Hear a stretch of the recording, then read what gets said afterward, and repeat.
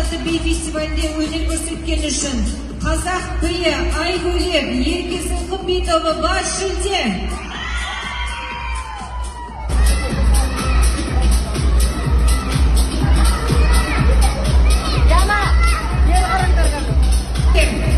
Жетекшісін айтасыз.